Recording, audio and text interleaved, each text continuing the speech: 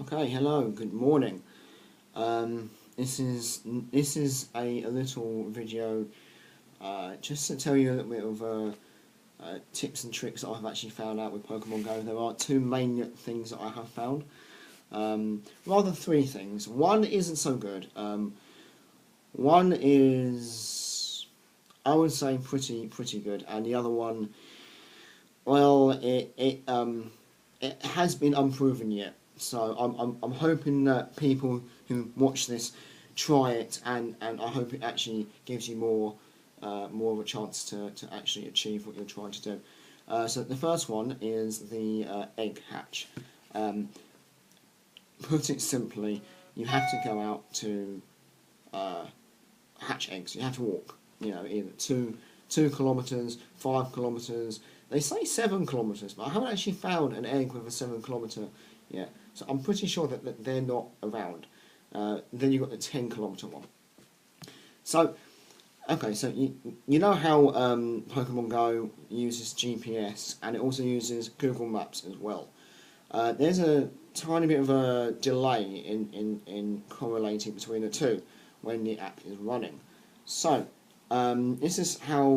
this doesn't work well, but if you're dedicated enough and you know that you're not going out anywhere, you can actually hatch eggs when you're sitting at home doing nothing or watching TV. If you're watching a film, you can just sit there for a couple of hours and do this process, and it will, although it won't be give you a massive reward, it will give you a little bit, and over time you'll be able to do it. Hatch your egg. Basically, you go into your app, Pokemon Go, and then you double tap the home screen, and I don't know, go to Facebook or go to anything, and then have a look for, I don't know, 30 seconds. Tap it again and tap into Pokemon Go. As you do that, your character will then sync back up to the GPS. And I'm sorry, I've just found a Pidgey on my screen, so I am actually just going to catch this Pidgey while I am talking to you. Now with this doesn't really give you that much distance. However, if you are doing this for over a couple of hours, you can probably achieve a 2K egg with ease without actually coming out of your house. Second tip is, oh, I forgot it. What was it? That was the not so good egg hatch. It's probably easier and quicker for you to just go outside and walk around. If you've got a field or a park and just walk around it a couple of times, you actually probably get more there than you would in the 2 hours that you are sitting at home doing it. The second one is actually unconfirmed. I noticed this a few days ago, and I have been testing this out by myself. When you go and catch a Pokemon, do you know how it glitches when you catch it? It goes in the Pokeball and it falls to the floor and it freezes. When that happens to you, what do? Do you just immediately come out again? Because if you look in the top left-hand corner, there is a loading Pokeball. If you wait for a minute or so and let that finish loading, and once that's stopped loading, then close the app and then reopen it again, I have found that 90% of the time I'm actually getting that Pokemon in my bag. I've caught it. All the times that I mean, that's not a definite. Don't take my word on that one. It's not 100% definite that you will actually get it in the first place, but it does offer you a really good chance, higher chance of actually keeping your Pokemon that you've just caught. However, if it freezes and closes straight away, I have found that doesn't work. It works only a little bit of the time. So the more time you wait for it, the more chance you're actually going to get it. Now, say you open it up and it's not in your bag. Don't walk away from that position, because sometimes that same Pokemon, that same CP level, will come up again, and you can try and catch it again. This happened to me 4 times when I was trying to catch a 411 CP Venomoth.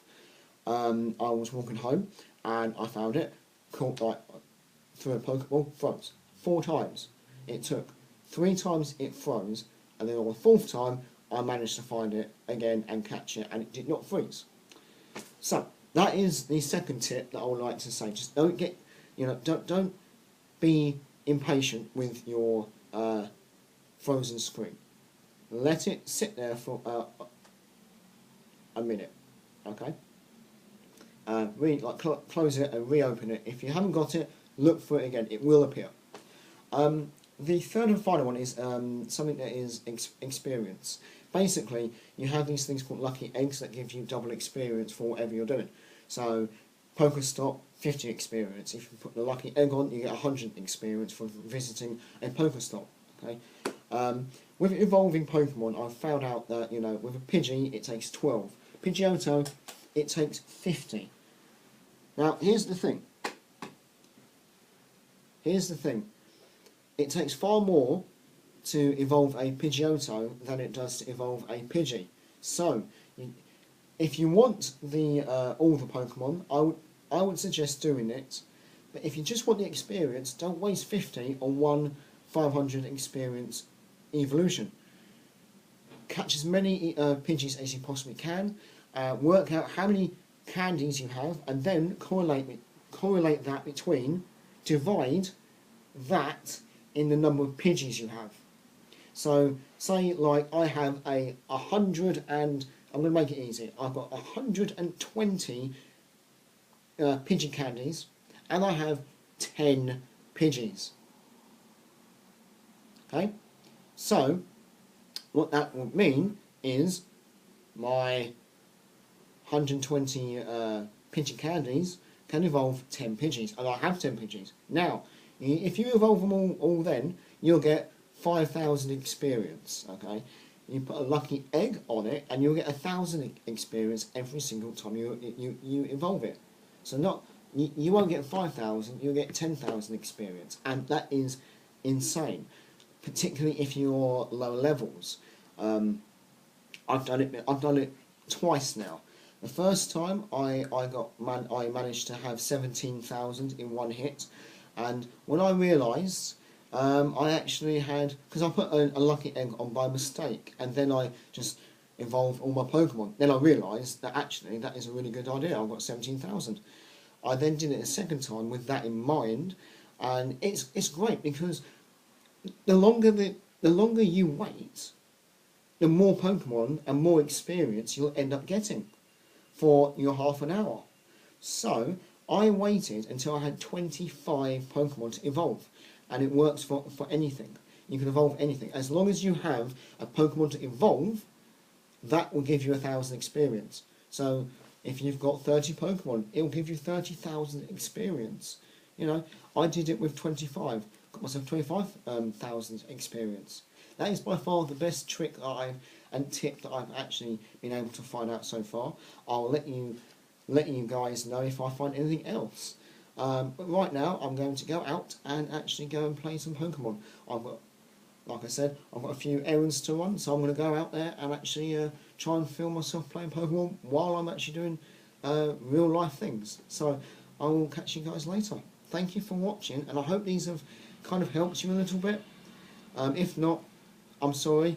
I'll try and find you some more different ones later on.